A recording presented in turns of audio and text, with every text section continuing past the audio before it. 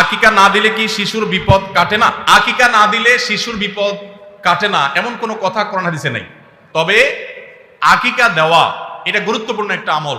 আল্লাহ কাউকে পুত্র সন্তান দান করলে 2টি ছাগল, আর কন্যা সন্তান দান করলে 1টি ছাগল জবে করা, এটা নবীজি সাল্লাল্লাহু আলাইহি সাল্লামের সুন্নাহ।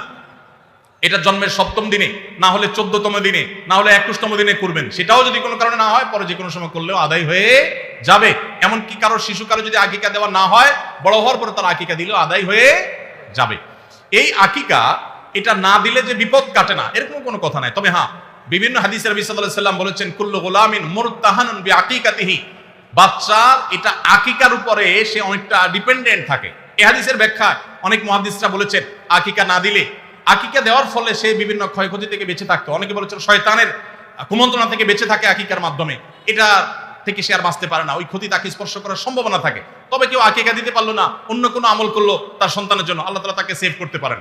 এমন কোনো কথা নাই যে আকিকা না দিলেই তার সন্তানের বিপদ কাটবে না। তবে আকিকা দেওয়া উচিত, এর মাধ্যমে সন্তান নানাভাবে উপকৃত হয়, নানাভাবে সেভ থাকে, নিরাপদে থাকে। আল্লাহ আমাদের যাদের সামর্থ্য দিচ্ছে তাদেরকে আমল করার তৌফিক দান করুন। আমি একজন প্রাইমারি স্কুলের শিক্ষক। সকাল 9টা থেকে 4টা পর্যন্ত আমার কর্মঘণ্টা, 4:15 পর্যন্ত আমার কর্মঘণ্টা। 5 বছর বয়সী বাচ্চা থেকে শুরু করে 12 বছরের শিক্ষার্থী পড়ে। প্রতিটা ক্লাসে সময়কাল 40 মিনিট।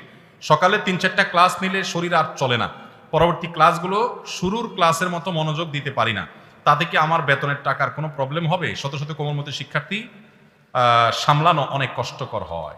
ভাইরা আমার, আল্লাহ কোরআনে বলেছেন, লা ইউকাল্লিফুল্লাহু নাফসান ইল্লা উসআহা, সাধ্যের বাইরে কোনো কিছু করতে আল্লাহ আমাদেরকে বাধ্য করেন নাই। এজন্য আমাদের উচিত হবে যে আমরা যারা চাকরি করব, যতক্ষণ সাধ্য থাকে ততক্ষণ আমরা মনোযোগ দিয়ে কাজ করব। আমার এনার্জি আর কুলাচ্ছে না। আগে প্রথম আয়সা যেরকম করতে পারছি সকালের দিকে, দুপুরের পরে শরীরে এনার্জি একটু কমে যাবে, এটা স্বাভাবিক। এর কারণে ইনশাল্লাহ আপনি আল্লাহর কাছে পাকড়াও শিকার হবেন না।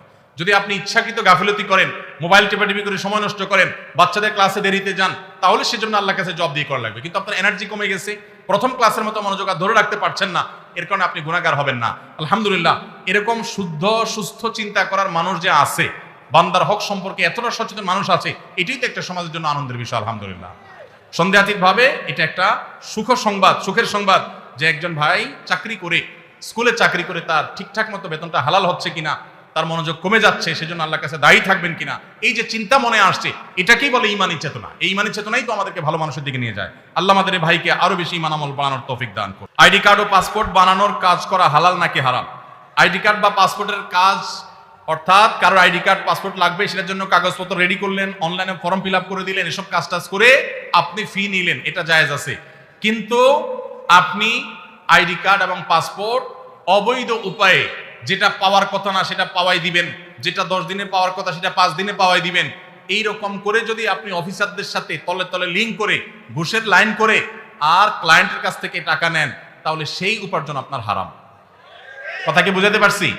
একটা হলো যে আপনার একটা দোকান আছে, কম্পিউটারের দোকান আছে, নেট সার্ভিস আছে, আপনি অনলাইনে ফর্ম ফিল আপ করে দিলেন, কাগজপত্র আগায় জোগায় দিলেন, এটার জন্য ফি আপনি 2000 4000 আপনি নিতে পারবেন।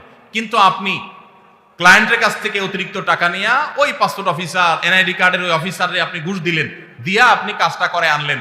এই ঘুষের কারবার করে অবৈধ কাজ করলেন, দেরির কাজ আগের করাইলেন, লাইন ব্রেক করাইলেন, নানামুখী যে শয়তানিগুলো আমাদের দেশে হয়, অবৈধ কাজ হয়, এগুলোর জন্য যদি টাকা লেনদেন করেন, তাহলে আপনার এই ব্যবসা হালাল হবে না।